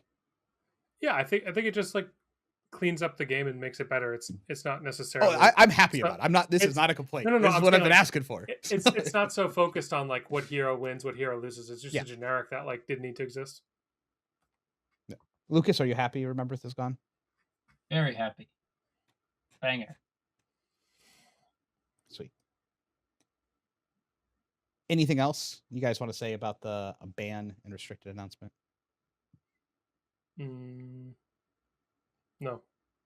Well, what I can tell you is if you're lost or don't know what to do for your upcoming Pro Tour or Nationals, because of all of these changes, you need FAB Blazing. They have the data. If you want to see how is Serenade affecting the win rate of Aurora and be able to look at how people are building the deck now, you need to sign up for FAB Blazing. If you're not using FAB Blazing, you're definitely going to be behind. Check out FAB Blazing if you haven't yet in the description below. Okay, so let's go into some podcast questions. These are asked by anyone. Anyone can just ask these questions. If you're in the Discord, and some anyone's did ask some questions this week, which will be fun to get to, you can just go into the channel that says podcast questions and you can ask whatever you want. And most of the time we'll answer what you put in there. TM. And we ask that you don't answer the questions yourselves. And guess what? You guys did a great job. Everyone who has looked at this channel, pat yourself on the back because you guys didn't really answer the questions nearly as much as you have in the past, and we appreciate any level of improvement. Yeah. Okay. What did I do? What are we supposed to say, bro? I was supposed to respond to that. Why do you? We appreciate any improvement. I I was supposed to just like co-sign the air. Like, what do you Yes. want me to say? I gave a thumbs up. Yeah. Okay. If that's how we're doing it, I don't understand how any human could have a response to this. What could I have responded with? Just ask the questions, man. Let's get the show on the road. Relax. We're doing it. I'm trying to see exactly where we're starting here. Oh, Um, I see. I see. Never mind. Nate the Great says, Nate the Great. didn't we answer this last week? I think we might have answered this one last week. I think it starts on June 23rd. It does not start then June 24th. because we recorded late last week. So we ate a bunch of Oh, those. Yeah, I see, I see, see. that's why I'm all messed up. I didn't watch it. I'm going to start with this one. This is where I want to start. You guys didn't really answer this, so we're going to start here. Nate the Great asks, question for Cody. Anyone else can answer this. How do you compare the ceilings of skill expression in Riftbound and FAB? Do you support Riot and pricing like metal cards and best ofs likely to eat away at FAB's player base? Or do you think that FAB competitive scene is here to stay in a healthy and resilient way for the foreseeable future? Is there any reason FAB players should play Riftbound aside from nice pricing? This is actually the start because I responded to this afterwards. So I have a lot to say on this question and I'm going to lay it out. It's going to be kind of mean, and then some of it will be kind of nice. So do bear with Cody's me. special. But essentially, if you haven't heard, I'm sure most people have because of the meme. I am not going to Pro Tour, and I'm focusing pretty exclusively on Riftbound coming up. I'm going this weekend to Dallas to play in Riftbound. And then we'll see with Set 20 what everything looks like. I love you guys. You're relaxed. But here's my actual issue, and this is the mean part. I, in good conscience, could in no way ever recommend anyone play FAB over Riftbound. And this is kind of a problem that I have as, you know, I do a podcast and I actually like, well, I have in multiple times liked the game of FAB. And I think the game inherently is well designed and I like the actual design in playing FAB. However, if you are a casual player and you're going to casually play FAB, this is nearly impossible. There is no avenue for you to casually play FAB. FAB is a game that does not reward you for casually playing. The casual scene is completely dead. Try going to a locals and hopefully you can scrounge 8 to 10 people together that actually show up. And then glance over at the Riftbound or even One Piece locals and be like, dude, there's 40 people over here. Why am I not playing this other game with other people? There are more of them instead of the people who have been playing this game for 3 years, and I'm not going to win a game for the first 4 months that I play Flesh and Blood as a casual player who, you know, isn't actually grinding the game. Also, the deck that you choose to buy is going to cost anywhere from $600 to $1,200 for the deck that you play, and that is unreasonable for a casual player to play. If you are playing Riftbound, your deck will cost less than $200, and your local scene will have like 20-something people at it, and you'll get packs there that are worth money to actually sell, that pay for your entry. Of course, you should play Riftbound over playing Flesh and Blood if you're a casual player. Now, as a semi-competitive player in the FAB scene, I cannot recommend you play FAB. Being semi-competitive is pretty hard to actually be competitive and win the game. The game is full of grinders who have been in the game for a very long time. The same 200 people travel to every single event, and one out of those 200 people will typically win the event. That is kind of how the game works at this current point in time. That's not saying that skill expression doesn't matter. That's not saying any of this matters. It means it really matters. It means you need to be better than those 200 players, or at least be able into the room to compete with them. You must play the game at a very high level. If you are semi-competitive and you go to one major event a year, or maybe like one major event in a calling, why would you play this game? I don't understand, other than the game is actually good. The decks are going to cost you $1 million every time you have to rotate, and you're not playing as often or going to as many tournaments, which means you'll probably have to rotate your deck quite often because the game no longer awards you sitting on one hero. You should just play Riftbound. The reason you should play Riftbound is because you can go to your 1 or 2 majors a year. You can pick one hero. Doesn't matter what hero it is. They have best of pricing. So pick whatever hero you want to play, and you're going to go to this tournament. There'll be 40 other people on your shitty, terrible hero, and you'll compete against 40 people to win $10,000. Why would you not do that? I don't understand as a semi-competitive player why this is not like a better avenue. You can pick one deck. That deck will be legal for about 2.5 years, guaranteed, no rotate out, where you can go to every single regional and compete for a best of. As long as you pick a deck that is not very popular, which is pretty easy to do, you just pick the ones that aren't very good, and you get good at it. Every time you show up to this 2,000 person event, you make it a 40-person event in which you're competing for $10,000. It does not matter if you don't make day 2. It doesn't matter if you don't make top 16. It doesn't matter if you don't make top 64. These are bad decks, and a bunch of these, you cannot even make day 2 at the tournament, and you will win $10,000. I do not understand how I could ever, in good conscience, recommend anyone else play. This is like the best dad game I've ever heard of. You just like pick your pocket deck, play this a couple of hours a week, go to your one event, and you're actually competing for real prize money. And it's not like they just like give you the card and ship you off. You get like your picture taken. You like, it's like very professionally done. You get to go with all the winners. There's like, they interview the people who won this. So you get the like, you actually get the whole like rollout of being like doing something and accomplishing something. They publish your deck list. They publish your pitcher and deck list with Riot Games, which is a very big company. This is like your casual dad level of playing the game. Is it hard to do? Yeah, but it's way more easy to do than win a tournament in Flesh and Blood as a casual player. And then you might get $10,000. So I can't recommend that. And if you're a professional player, you are going to put all of your time into a card game. You're going to travel to every single event. Why would you play Flesh and Blood? Why would you join this game in which people have been playing for years and years and years, and the same 300, 200 people have been grinding the game and already going to every single event, when you could just play Riftbound? It's a brand new game in which has the most consistent people topping a top 8 of any card game I've ever seen in my entire life. I mean, we've had these regionals, they're 2,000 person regionals. They cut to top 8. In order to do that, realize that you have to lose one game out of 15 and then draw one other game. That will get you the top 8. People are top 8ing 4, 5, 6, 7, 9 times at this point already. The same players. If you are a competitive player and all you're trying to do is compete at the highest level, this is the most consistent game I have seen. It's also brand new. It's also, people are bad at it still because it's brand new. And there's so many people that a bunch of your rounds are free. You're only competing in some other games. And the money in this game is insane. So of course, if you're a professional player looking for a brand new game, you would go to Riftbound. So in what conscience can I ever recommend someone play Flesh and Blood? This is my issue. This is why I'm taking a break from Flesh and Blood. Because for all of these reasons, that is it. Now, why would I recommend Flesh and Blood? Because the game's actually good. I'm not saying Riftbound's bad. I actually quite enjoy Riftbound currently. I think set 2 was terrible, by the way, for Riftbound. Set 1 was good. Set 2 was terrible. Set 3 so far is phenomenal. It's one of the best games I've ever played. That's why I'm playing a lot of it. But who knows how the meta is actually going to be in 4. We've seen this game go up and down and if it's enjoyable to play. Flesh and Blood, however, is a great game to play. I very much enjoy playing the game of Flesh and Blood, and the rules and how everything's designed is great. And the community is phenomenal. The community is definitely better than the Riftbound community. That's not a dig at Riftbound community, but when you have more players of varying ages in different demographics, obviously you know how card game players are, and it's not as good as Flesh and Blood. Flesh and Blood is just mainly a bunch of like professionals who go and play card games, which is quite enjoyable to be around. So for those reasons, that's why I would recommend Flesh and Blood. But this is why I'm playing Riftbound. There's my rant.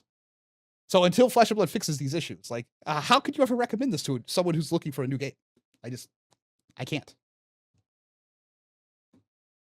Thanks for your I'm glad it's not my job to recommend it to people because I've been thoroughly demolished. I feel like I was melting into a puddle on the floor. Yeah. I mean, the Ari sold for $130,000. The best of ours. 7. Good, right? It's terrible. It's one of the worst heroes in the game. It basically never makes day 2, but like it was the 4th most played hero in the last regional. And that's like 70 people or something like that. I don't remember the exact number. They showed up and decided they wanted to compete for $130,000. And guess what they did? 3 of them made day 2 out of like the 70 something people because the deck's not very good. And some of them walked away with just a house. Like, I don't know what, man. Like the game's crazy. Like how would you not just jump into this? Not to mention, like, Flesh and Blood players actually do pretty well at this game. Like, Pat shows up for his first event playing, pretty casually, makes top 64. He now has the invite to the exclusive regional, which is what these are. They give invites to a regional event, which will be like a 300-person event with better pricing and also exclusive special best of pricing, which we don't even know 100% what's going to happen. So that numbers might be crazy, money-wise. But Diwali is also like won the first regional, has topped like 3 regionals at this point in time, super consistent. So like, I mean, just saying, it's like a pretty easy sell on the other side. Sean Dollywall. Yeah, Diwali. That's what he goes by. Yeah. I feel like every time we say somebody's like Twitter handle, nobody knows what we're talking about. Yeah, it's also like done by Riot, so there's a bunch of professional stuff there. You run into a bunch of people if you've ever played League of Legends and done everything. It's pretty cool to see. Who knows where it's going to go? Who knows if these numbers are going to stay real? Who knows the long-term vision? But as of right now, that's kind of my piece, and I've decided that I'm going to spend more time playing the other game. We'll see what happens with set 20. How do we do this question first, bro? I'm fried. Because it's the first question. Yeah, but like, how can I possibly recover? You've FTK'd? We got to move on to the next one, man. We just got to take the L. Oh Yeah. my days! I need to drink some more water. I need to drink. I should fill this up with alcohol at this point, dude. God damn. Look, it's not like I came to the decision I'm going to skip this Pro Tour like on the whim. Like I did a lot of soul searching to figure out how I felt about things. And when someone asked me why I should play Flesh and Blood and I couldn't answer the question, then it felt bad. You know, I had to go through it. Okay. Abigail asks, how do you guys feel about one-tricking a hero like Aurora, who is currently medium, but will likely get more powerful over time? Is it worth the short-term sacrifice for a long-term gain?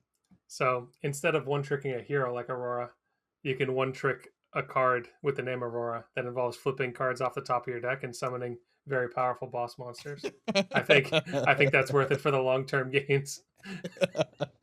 For people who don't know, that's a card in Riftbound that is infamous at this point. But yes, I don't think this game currently rewards one-tricking a deck, unfortunately. But if you are looking to be a one-trick in Flesh and Blood, I don't think Aurora is a bad pick. It's probably going to be around for a while. It has the half-inch. If like the half LL point restriction, the cards are pretty cheap.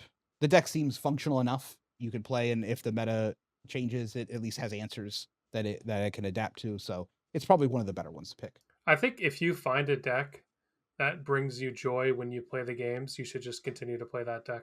Mm-hmm. I think that's basically the only avenue where you could say FAB is better. Basically, I'm going to be thinking about this for the next 17 years about how to respond to why FAB is better. I would say that that's like one thing. If your deck, you just like playing the play style and how it interacts with the other decks in the game, then yeah, play that hero, and you will see it improve over time. Every hero, I don't think there's any heroes that have like gotten worse besides Bravo. Yeah, I thought of one immediately. For the most part, heroes get better. He went from like arguably the best deck for a format or two, and is legal 3 years later. Fair. Yeah. But I think okay, 1 sec. If we reframe it instead of saying short term sacrifice, don't think about like a short term sacrifice. If you don't like Aurora, but you're like, oh, the devs will make her insane in 2 years, so I'm gonna start playing, then that's like a bad motivation. I think play it now if you like it now, and then it will just get better over time. To be fair, I might say that I don't think the game rewards one-tricking, but my entire goal with FAB right now is for set 20 to come out. It revealed to me a hero that I fall in love with, and then I just one-trick that in FAB. Mm-hmm. Like, that's literally my goal right now, irregardless of what happens. So I got him. I got to get that irregardless. He comes out with a 20-minute eloquent speech, and then the irregardless throws it in the trash. It's a real word. Okay. Mix Clouds asks, I want to add to the question basically about Riftbound. What does LSS need to do to keep you as a professional player in the game, the ambiguous casual player base from moving away from the game towards Riftbound? Well, I can answer the first part. Go ahead. Not a damn thing. Because I don't know. I'm like, just keep doing with what you're doing. I mean, I'll have my gripes with the game, but ultimately, the reason I like Flesh and Blood so much is because I think the game and the game system is so good. It's so rewarding. It's really enjoyable. I really like brewing. I really like playing the game. And I also don't really care about like bad metas, quote unquote. Like, I'll just play whatever. So for me, I honestly, as a professional player, it's just like keep the pricing good, and like if as long as I feel like I can get an advantage over other people, I'll be happy. But I don't think that's the important part of this question. Oh, I did also want to mention this. I didn't put this in the speech part, but on Sunday when I went to that Riftbound regional, I played in a side event. In the side event, I went 4-2. 6-round event. I went 4-2 in a side event. I want to keep reiterating that. My prize for the side event was $1,000 card that I sold. So if you're a casual player, why would you not go play side events at like one of these events? I went 4-2. I literally went Our home, put it life on totals- eBay, and it sold for our- $1,000. Our life total's been reduced to 0. We understand. Okay. What do they need to do to keep professional players in the game? Make the game interesting. That is a puzzle that I want to solve. My biggest gripe that I currently have with the game is it feels very paint by numbers quite often. Decks are released, and we are expected to figure out how the devs intended it for us to play the deck. And that is not how the game used to be developed. The game was previously developed in a way where it felt like they had identities for decks, and then they printed a bunch of cards around either that made the identity work, or were just good cards for the class, or just interesting in general. And then we often figured out how the deck was supposed to function. I do not think Bullander was ever something that they developed. I don't think Flock of the Featherwalkers was ever intended to actually be played in chain, but we did these things, and they were interesting and they were fun. They used to be quite often. Some decks were paint by numbers, and then some decks you had to figure out. Obviously, we still have some of that like Pleiades, but it's usually like fatigue slot nowadays that we have to do. Most of the things feel prepackaged and like I'm following on a set course, and that is one of my bigger gripes of the game. I miss when the devs didn't try to leave breadcrumbs for me to figure out how decks are supposed to be built, and just instead made interesting heroes and made interesting and powerful cards and said, you guys figure out what's the best, not hopefully you followed the same path of what we thought was the best. So for me, when the game feels that way, when I feel like I see a hero and I have something that I can figure out and it's more of me, and to tell you the truth about this, like every time I've been allowed to figure out the game in a way that the devs did not intend for me to play, and I can think back of Chain and Nalal at Chicago when Chain was one of the most popular decks there, and I was the only person to show up with RuneGate, and then after that, everyone did RuneGate, and then to the point where the devs neutered it because it was not the way they intended the deck to be played.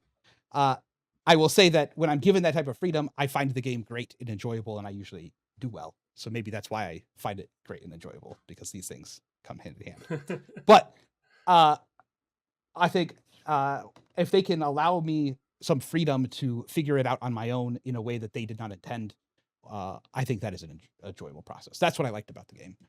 Every hand was like a puzzle to figure out. Every defensively or aggressively, when I was building the deck, it would be, when I got to play LL again, this is when I realized that what I missed about the game. I played LL, and the format wasn't great, right? But I felt like I was playing a game that no one curated. Like no one made that format. It was just an amalgamation of cards and powers and strong stuff. And it was like, go figure this out in a way that you think is good. And then Dan and I just sat in basically a room for 2 days, grinded out what we knew about Zen and matched it up into the meta and went off and like, okay, this is how we think it's supposed to be played. Here are our game plans for everything to be done. And that a bunch of people did that. They did that with the chain, the way the chain deck did well at Worlds, and the way the gravy deck came out of nowhere at Worlds, and I think did super well. Even like the Dio deck to a certain extent as well, of how powerful that was. But when the format was just like players figuring out what was good and using that, I think that's when the game was the best to me.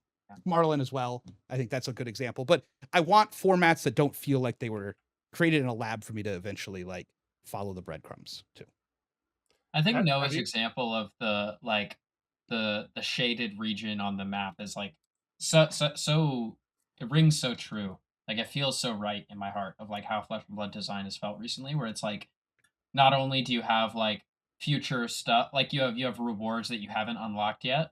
Like you have cards that you're gonna get but you haven't gotten yet. Like you haven't gotten the battle pass yet. Yeah, like reading the ban list, it's like, oh, okay, like Afrodius Ziggy is like he's been released, but like we don't actually have like he's not actually out yet, or they're not out yet. And I feel like that's kind of the same way it feels with formats, where like we haven't hit this point in the format journey that we're supposed to. Do you guys watch Squiddy's YouTube channel? He's from Yu-Gi-Oh, but he makes like videos basically just talking like kind of like, what's that thing, Magic Historian, that guy Julian who commentates some Flesh and Blood events. He makes like those Magic videos just talking about like history of events. It's basically a channel where they make like videos talking about like controversial historical events.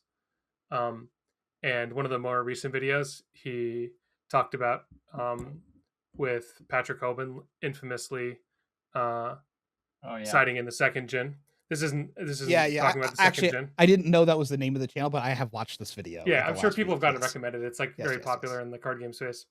And so there's a quote that Hoban says where he says, and I'm in no way condoning any of his behavior, but I think this quote it's something that's like very profound and stuck with me, is that the job of the game company is to print interesting cards, and then it's the job of the players to break to break all the interactions that the devs could have never foreseen.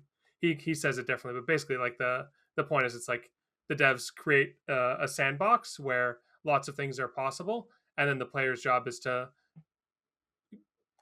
emerge from the sandbox with some crazy idea that the devs didn't foresee, and then the devs have to take action with ban list or with new cards or something like this. I think that's like the most interesting part, and like you were saying, Cody, I think I have some of the same feelings where even when there's new stuff that comes out, it doesn't it's not possible, I don't think, to truly like break something open and uh have unintended interactions. Maybe it is possible and I'm just too stupid, but Well, uh it's definitely possible, but it feels like it's normally due to like oversight rather than them saying like, here's this powerful thing, you guys figure it out. Oh, that's better than we thought. It's normally like, here's this set. Oh, we didn't realize that this golden tipple card could actually be played in red and yellow and blue. Yeah. And then oops, we have a broken deck. Like it yeah, feels like yeah, I would it's say that. accidents rather than like intended to let the community, fly free with new stuff. Look, there are definitely negatives to here are powerful cards. You guys tell us how broken it is. Strategy. I mean, Riftbound Set 2 is a great example of that. They printed a 0-cost draw 2 card. It broke the entire game. But so that's like a negative. But I think the negative of a curated format is it's sometimes kind of boring. It's kind of boring to like follow someone else's homework every single time a deck comes out, where you feel like you're intended to just do it the way that they tested it. Yeah, I don't want to pull up the TFT Academy tier list, look at S tier comp, and just make that on my board. I want to like figure something out, be creative. Yeah.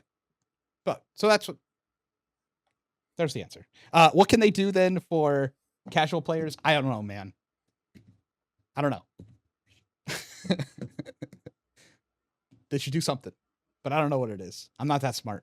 None of us Silver are Age. contracted by LSS. That'll fix all the Actually, problems. Silver Age has actually done a lot of work, I think, for the casual scene. It's like one of the things that I could recommend to someone who wants to play Flesh and Blood is I actually think they should play Silver Age. As much as we might gripe about it, I think it is good for the game, it's good for the company. It is one of the things I could recommend someone do. Hey, what card game should I play? You should go play Silver Age for Flesh and Blood. The format's actually pretty interesting. There's a bunch of decks, and you could literally own 10 different decks to play, and it would cost you like $200. So like this is actually a big selling point that I could do. The issue is they have to support it. They have to support it more. Say, yeah. It's kind of weird. It feels like we all expected them to shove Silver Age down our throats, and then like they made us play it at a pro tour, and then like we just got to forget about it. Like, where's the Silver Age stuff? Like, I feel like surely there should be like more Sage Callings and stuff, because I completely agree. Like, it seems like a great way for casuals to get into the game, but like you don't actually get into the game. You just get to like play Correct. Silver Age. You get to play some Silver Age. Your local probably doesn't play Silver Age anyway. It's probably playing Yeah. CC every week. So like, Yeah. whoa, what's the point? Yeah. It's like, oh, you get to play a skirmish every couple months. Well, I don't think you necessarily need a calling. Like the casual player is not going to go travel to. But locals need to play Silver. No, but it's also about getting people from joining Flesh and Blood to being Flesh and Blood players. Because ultimately, I think LSS still wants everybody to like eventually play CC, and one of the best ways to do that is to be like, hey, here's how you buy into a $20 ticket to the $2 million world tour. And you're supposed to be able to join Flesh and Blood by playing Sage, seeing how you like it. Maybe you play a couple Sage Callings, you cash one, you get really excited, you get into the game, and then you say, okay, I want to do more of this. Let's level up and play CC. And there's just none of that. Like, there's no like way that you can, like, I think back to how so many people join card games, and it's like, yeah, I like my friends were going to an event, I went with them, I like played one of their decks, I played in the main event, I like maybe did better than I expected, or maybe I didn't do very well, but I was really excited to play more. And like the fact that that just isn't really a thing. Like FAB's trying to attract competitive players and also trying to like cultivate this casual scene, but it's not really trying to cultivate a casual scene and then turn them into competitive players. I have a real answer here. Okay. For you. If you want the casual players to be better, your tournaments that people go to need to actually cater to other people that are there than the people who are playing in the main event. Yeah. Riftbound does this phenomenally, but you need great side events. You need a great prize wall. You need a viewing place for people to watch the games that are being played. We went to nationals. I couldn't watch anyone play in the nationals tournament because one, they either told you to go away out of the area so you couldn't actually watch games that are being played, and there was no viewing area at all for in the tournament. What happened to the catwalks? Those are great. If you put the catwalks back up, which I heard are probably coming back, that would be great to be able to watch other people playing the game when you're physically there. You need to do something that entices the people who tag along to the event. Currently, I would never have anyone tag along to a Flesh and Blood event with me. There's nothing for them to do that is enjoyable. There's nothing for them to win that is enjoyable. Please put some effort into the other people who are coming here, because that's how you attract people in. Hey, I'm going to a calling. It's 2 hours away. Do you want to go? I know you don't play Flesh and Blood, but these people will go with you. This is exactly what you're saying. And they need to have exciting, fun things for them to do. Is this a real person that exists? Someone who like is your friend that doesn't play card games with you? And then I have been at Riftbound and I have seen it. 2,000 people show up. A bunch of people show up who barely ever play the game, and they have learn to play. The learn to play stacked at Riftbound events. Just everyone learning how to play the game. They're sitting in the area where they watch it. They did a trivia thing where it was a giant trivia board asking things and handing out packs. They had an area set up where you go, you get your one free pack for showing up. You get to open it on camera to see if you get a hit and stuff. There's a huge line of doing that. There's all this prize wall and merch, like hats and plushies and everything else you could win. There's like all these reasons to go. It's a big venue set up. There's cosplayers walking around and doing all these things. And there's individual other events that you can do. Plenty of people there are like significant others, friends. People are not playing in the main event. They're just hanging out. It's in their city. These are how you get people incorporated in. We just don't take advantage of that at all in Flesh and Blood. But I think the actual selling point of why that third party decided to go to the tournament is because they care about the IP to some extent, right? The IP helps a lot. I know 3 years ago when they could have made next show, they probably should have. But that's not a fix that you can do. But that does help. But it also helps if like the casual base who are showing up to the tournament have something to do. We've heard many times in our comment section of people complain that like they show up to a calling, but like the prize wall sucks. And it does suck. Yeah. Yeah, fair. And if that's such an easy one. It's so damn easy to make a good prize wall. Yes. Like it's cheap. so easy. Yeah, it's so cheap. Just make shit that people want.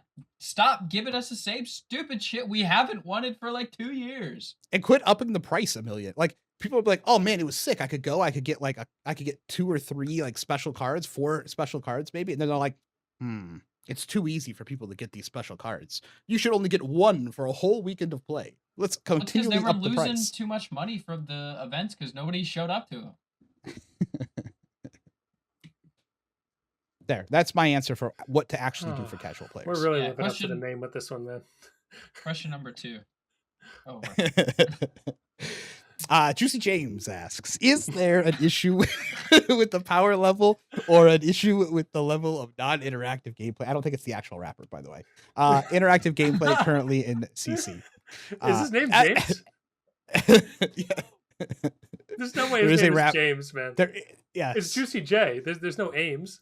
I think it's James. You just made him white, dude. Come on. There's no way it's Juicy J. I know plenty of black people named James. Thank you very much. Okay. As a follow-up, why does it seem like the answer to balancing the game is always with another deck leaving or entering the meta? Do we think the developers are not going to ban as often as they should? So is there an issue with the power level or an issue with the non-interactive gameplay? His name is Jordan. It's not James. Is it Jordan? Close. Jordan is like, it's basically James. So, yeah, come on. Yeah, you were kind of right. Yeah, they just don't make bans in this game. I don't think there's non-interactive gameplay.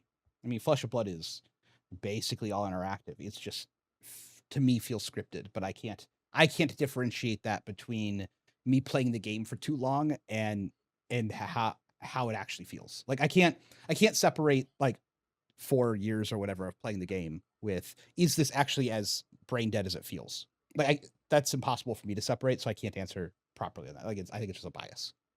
It also could be wrong. It could be not brain dead at all, and I'm just stupid. So like these are all things that could exist like within that vacuum that I can't separate from each other. But I would quite say often when I'm playing the game, it feels simple. Yeah, the issue with the power level is just from the it's not actually an issue. Like issue is probably not the right word to describe the discrepancy between old heroes that are printed in a different era versus the new that just have like way more limitations on them. So Mhm. I think yeah, just until that gets rectified, it's basically like the game will just be balanced. Okay, one of these heroes leaves. Now there's less of these busted old heroes in the game, so it feels a little bit more balanced. Even though, yeah, is it really? Yeah. Jibriel. That's what I'm going to call that person. There's no way you're reading all of this, right? Kinda. That's why I said we had to not spend so much time on Somersault. We got some real questions here. From listening to you guys for a year, I I hear a lot of romanticization about the good old days of Flesh and Blood. My sense is that some, perhaps not all, of you used to like playing the game a lot more. I have heard nostalgia for the Misfell heroes and Chain in particular. I didn't play the game until 2024, but from what I hear, the game was actively a lot unhealthier than in several respects, although perhaps not in the ways that you care about specifically. There were a lot more broken heroes and a lot more metas, not only where there was a best deck, but where playing anything else but the best deck was a complete fallacy. The power level between heroes was more dramatically different, often with only 2 to 4 decks being reasonable to bring to an event. Subclasses such as Guardian were invalidated for an entire year due to extremely polarized matchups. Fewer classes were playable. Recently, we have had the first Brute LL. My sense is that Mech and Assassin are a lot more playable. Warrior can actually win at callings. Those are that's the premise. Do you agree or do you not agree with this assessment? Yeah, I agree. I think part of it. I think you kind of hit the nail on the head, though. The quote unquote problems that we've had in the past are not the things that I care about as much. Um, I would also say we have only ever had one Flesh and Blood. We've had two Flesh and Blood formats, I think, where there was only one deck you could take, and that was Monarch with Chain, and even then Prism won the Calling. And then that was Calling Memphis format that we never actually got to play with Needle Ira. Otherwise, I think it has always been at least a 3-deck format in Flesh and Blood. But recently we've had this like infinite deck format. I'd also like to push back a little bit on Guardian being bad for a while. I think this is kind of just a case where like some amount of classes just rotate in and out. Like Ranger's like not a real class. Like Marlin's like a hero that can win games, but like Ranger hasn't been a class since Lexi LL.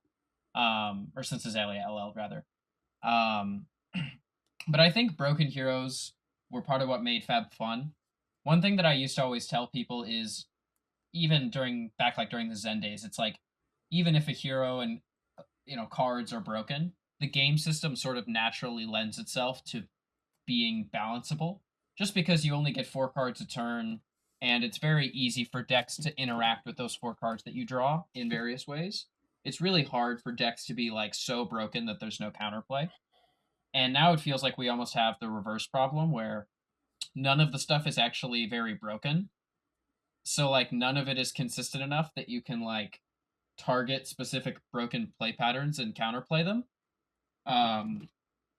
You just have to like play your cards and play your own strategy, and it feels like playing your opponent is much less important than it used to be, at least in terms of the macro plan. Like it feels like nowadays you're more rewarded for playing the turn cycles properly, because you're interacting with the specific cards that your opponent's playing and that your opponent has drawn. Whereas historically, like where the heroes are very powerful and the cards are less important, you're incentivized for game planning and sideboarding and deck building for the things that your opponents are likely to do every single turn. And now we just don't have as much of that. We still have some of that, but not as much of that. I'll push back on some of this as well. I agree. I think there's only been really that one format where you had to play chain, and that was for one calling, and chain was immediately nerfed afterwards. It was like one Artean season and one calling. It was the only time in the history of the game I think there's only one viable deck to play. Now, I would argue you should have played chain forever after that, but that was just because what I did. But like Briar and there's a bunch of other decks were very viable and won a lot of tournaments. So I would push back on that ever really existing. 2 to 4 decks is very healthy. In a world where you don't think 2 to 4 decks is healthy, that's weird to me. Like, that's not calling out this specific person commenting, but I think 2 to 4 good decks is a very healthy meta. What? And to clarify, it's like 2 to 4 decks being like the best decks is healthy. Yeah. If it's like every format is like only 2 heroes are submittable, that is probably a balance problem. But like, really in FAB, it's always been like 2 to 4 heroes are pretty good, and then like 3 to 5 heroes are like maybe reasonable meta picks. You know, you can like tune them. Yeah. I will say the only time that I have found broken heroes and broken stuff unenjoyable to play with or around is when it's 2 ships passing in the night. When both broken decks don't care what the other tag is doing, and they just want to do their thing. So Amsterdam is a good example for this. That was very much like a unenjoyable format for me to play it, and it was very high power. But if you look at like earlier formats, when Chain and Briar were both doing broken stuff. This is pre-errata Briar, where they would block for 1 million damage. But the thing is that you're both interacting with each other. I'm doing a broken thing that they're trying to counter with how they're blocking and how they're resolving their damage, and they're doing a broken thing, and I'm trying to be more efficient than they are, and I'm trying to make sure I block their relevant on hits so that maybe they can't block as much on the next turn. There's all these things that I'm deciding on. The chain mirror, you're both doing a bunch of things, used to revolve around, can you sniff out when the CNC is coming?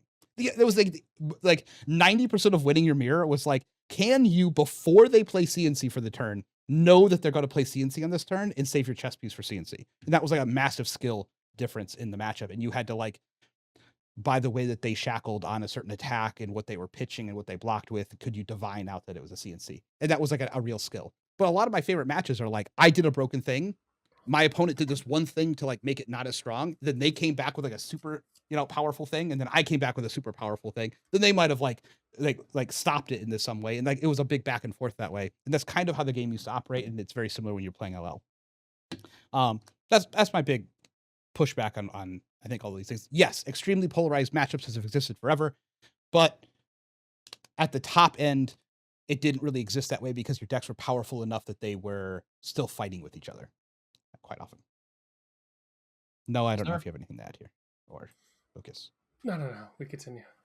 I was just gonna say, isn't there like an actual question part? That was the question. The question was, as far as I think they spam questions in the next paragraph. Sure. I can get to that if you guys would like. Personally, after the premise says, personally, I think that these are incredibly healthy changes to help players, particularly at an armory level, have a better experience engaging with the game and make long competitive events more interesting because more matchups are relevant. Help me square the disconnect here. Are these not things that LSS should be striving for in their game?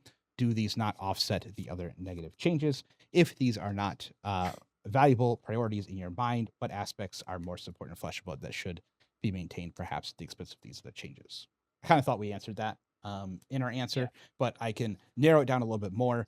It's more of like, these are all good things that you should try and do, but not at the expense of the game being fun. And that's my issue. We have flattened all of this into something that I find boring, but other people find exciting. And if you currently love how the game is played and are in love with Flesh and Blood, I am jealous. I don't think you're wrong. I'm just jealous that you still feel that way. I'm hoping when set 20 comes out and I take a little break, that I come back and I'm in love again with some hero that comes out. That's the wrap up all my negativity. It's like, this is a me thing. This is not a you thing. This is a me thing. And I'm jealous if you currently feel how I used to feel. Envious, jealous, whatever version of it you want to say. Yeah, I think for me, the biggest reason that honestly stuff is less fun now, in my opinion, is just that the heroes aren't as broken. Like the heroes and the weapons are just not as feels good to activate and feels good to resolve. Like if you've ever activated Zen, like I want you to like go activate Zen and then come back and I want you to activate Ziggy. Like Ziggy activating Ziggy kind of feels kind of good though. yeah, but it's It's not just the that same. you have to go through 20 hurdles. That's to what do I it. mean. That's what I mean. Yeah, It's yeah, like yeah. you activate Ziggy and you're like, okay, I discarded a whole card for this flow and I like flickered a thing, I did some damage, yeah, it's yeah. cute. You like activate Yeah, Aurora, yeah, it's yeah, like that's not activating Zen, man. You ever activated Chain? Like that's you sit the kid down, you put him on your knee, you're like, hey son, you ever activated Chain? You ever That's like you ever that's how used it old feels to chew hymns 5 gum. ice ability? Oh. Yeah. That's how it feels to chew 5 gum. Like Yeah. that's the feeling that I'm chasing. That's the dragon I'm chasing. Yeah. Mm-hmm. Yeah. You ever I think stringed your Lexi turn together with a flip up at the beginning on ice? Yeah. And then like played the whole turn and then ended on the ice card? Oh. even better, you bait out blocks early and then like you bolt and shot, and then the bolt and shot effect lets you shoot a 4th arrow into the rain. Oh. It's too nice. Yeah. And like they could have known it was coming because you're Lexi, but Yeah. they didn't. But that's what I mean. There's so much. There's still play there. Like you're still like you're just playing the game, and they're like hoping that they make a mistake, and you're trying to bait them in the way you order things, and like that used to all be really important. I think a lot of that, to be fair, still is important. I think it just doesn't feel as good. Like there are some heroes where I feel like you still get that feeling. Like playing Fang. Like Yeah. Fire Vein feels like Voltaire. Like those feel similar. But like I don't disagree. I think I don't know. I like playing against Fang, by the way. Like I've played against a lot of Fang. And every time I sit down in front of Fang, I enjoy playing against it because I'm playing like this guessing game where I'm trying to deny them. So every time I get to play the game where I'm like, I have to guess the block right, I have to sniff out when there's no actual like reaction on this attack. Like all that feels great. It doesn't feel great when they're just like, oh, I get it for free off playing this instant 3 times, and then you like don't have to get to engage in that part of the game. But every time I've played against it, I really enjoy that. It reminds me of old Flesh and Blood. Yes. No, you were going to say something. Go ahead. I was going to say, yeah. I think most of the decks that I liked playing before, they just had like a smoothness to them. I think it's really hard to quantify, but it just felt like the hand, like you could almost always construct the deck to where even if you were taking different game actions on a turn, it was just nice and smooth. It's a weapon, man. That's what it is. You know what it is. We're of the same mind in this aspect. It's just a weapon. There's no reaping blade, bro. A weapon to some of it, but you could even go boomer style with like old prism. It's like old prism. It's like my hand is like smooth. Like, do I play the what matters right now? Does it matter swinging heralds? Does it matter playing 2 auras? Does it matter baiting blocks, playing an aura? Now their hand like is awkward to clear. I don't know. Like it was smooth. You had options. Icelander. Can I go to 5 here and win the game from 5 health if I get these 2 auras on the board? And then you're like, I have played this matchup enough. I think I can get there. And then you're on that teetering edge where they're like, I can't kill your auras anymore. But you're at 5. I got to go face. And you're like, please draw enough block cards. Please have a way. Yeah. Okay, I got to save this block card for later. You know what? I'm going to IP this card so I guarantee I can block with it. Yeah, that's how the game used to be played. Mm-hmm. Yeah. Okay. There's my contribution. Let's see if we can crack 2 hours. You could make. I could talk for forever about other decks that I felt were smooth and more enjoyable to play. But like the moral is, yeah, that it just like you had this. It felt like you weren't hoping. Oh no, I don't want to have this failure state happen. And then when you have your success, if I look at like a common deck now, like Acilio is just like, oh, I just have gone an instance. There's only one way to play this. I just play my cards. I think it's also just that like the cards are less modal than they used to be.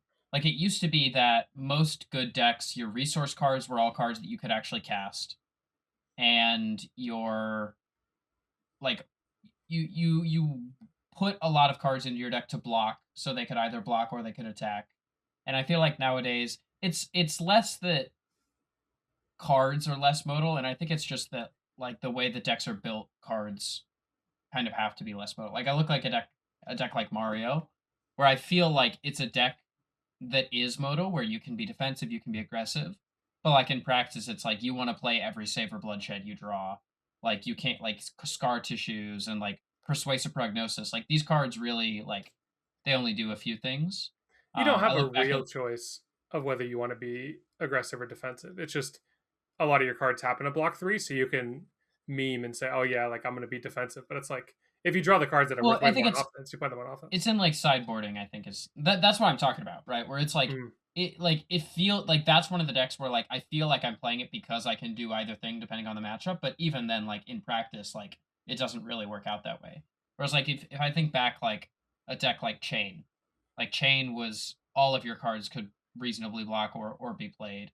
Even like the non-attacks are sometimes okay, right? Like a deck like Icelander, you know, your cards can all pitch or block or go into your arsenal and be played. Like a deck like Lexi, even like your blue arrows still fit pretty neatly into your plan. And I feel like a lot of decks now, the cards are just so unique that there's less like, oh, this will always slot into this part of my turn because there's like I think part of this is also because weapons are not as important in the current game, but there's just aren't these like consistent play patterns that you know you can play towards. It's always like, oh, this card's reasonable, it can be played by itself, and then it's good if you draw it with other cards. But there's less context of the game and more context of the hand, I think is what's important now. Foxman asks, what is your favorite potion card in Flesh and Blood and why? Healing potion, because I really like casting Rampant Growth. The plus intellect. I'm going to use that as a potion. I'm going to use my amulet as a potion. Yeah, they're basically the same function. Yeah. The plus one intellect one that never really seen a lot of play. I tried to make that card work all the time. I think it's great. Like the card is fine, but it's like I think the idea behind being able to like strategically take a one intellect whenever you want with that card is really cool. The only one that I've ever actually registered in a deck list, because I've never played Verdance in a real tournament, is Energy Potion. So I guess I have to say that. But I've always felt Potion of Strength was kind of underrated. Like Energy Potion saw a lot of play, but like Potion of Strength in context of cards caring about having more power in their base, and like I don't know, it's just a 0 for 2 blue. That's like what normal blues are. You get to bank it for later. I felt like that one someday it'll be lit. I think it's because you're an Icelander player, so like when you see Energy Potion, you see it as like damage downwind, whereas like a lot of the decks that played Energy Potion was this like you can it's like a bailout for like a future turn. It's like you played Fi and it's like, oh, I put this in play, and then next time I draw like 2/1 costs and no blue, I'm lit. Where it's like I just think Energy Potion. I always have this thing. I don't know. Maybe you guys share the sentiment of when I see cards, I think about if I'm going to have a conversation with someone who doesn't play Fab, what's like an interesting card to reference. I think Energy Potion is one of those cards where you can read it, you explain to them the game system of like, so you're going to play this card that uses an action point. It doesn't block, and it gets you one less resource on later turns than if you were to actually just pitch it now. And this card's OP. So yeah, I think Epot's that card for me for that use case. Also, we have our weekly rock paper scissors battle. So let me roll a die. Oh, I basically just admitted defeat. Foxman has my number. Okay. Rock, paper, scissors, shoot. Okay. We have paper. I have won with my roll. You have tied, Lucas, and Noah, you have lost. Or you have won. Oh, I've won. You've won. You've won. You've won. Oh, that's a I'll rock. take it. I'm moving up in the world. This looks like a crumpled piece of paper. It does, but it is not. It says rock in the emoji. Okay. Lando says, welcome back, Cody, to the beautiful game Flesh and Blood. Is Aggro Lyeth real now, or is Talk a Big Game just not good enough? I think we answered that, but I did want to answer your question. I do not think Lyeth is real, but I do think it significantly helps out that strategy. Yeah. Tiny 10 Hands says, what are your favorite hot dog toppings? And if you are not a hot dog enjoyer, what is your favorite sandwich or sandwich adjacent food? Okay, let's not go deep into what a sandwich means, please. No, we don't have to. But I like mustard, ketchup, relish. I also don't mind when they get weird with it. Yeah, I'm like an everything guy. Like, yeah, put sauerkraut on it, I'm happy. Put chili on it, I'm happy. Yeah, but like whatever, man. The only thing that I won't excuse is cheese. I'm like not a cheese guy, but I also think cheese and hot dogs in particular just do not go well. Don't cheese up your hot dog. It's my only. I only like cheese with chili. Chili cheese dogs are great. Yeah, you put can see chili that on it. too. I'm pretty hype on that. But that's like additional food prep. If you're talking about Yeah. just like you grab a jar of an item, I usually go for barbecue sauce and relish, or spicy mustard. Double Like sweet, the really? I guess it depends on the relish. barbecue sauce is like, oh, sweet relish is on. Wait. Did you suggest relish is sweet? If you own sweet relish, go to your fridge where sweet relish is stored. Go outside No. with a jar of sweet relish. Place it on the ground. Do not pick it back up.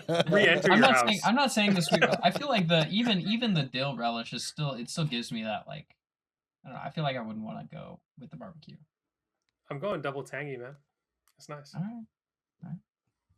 Well, with the double tangy, we're double out. So see you guys.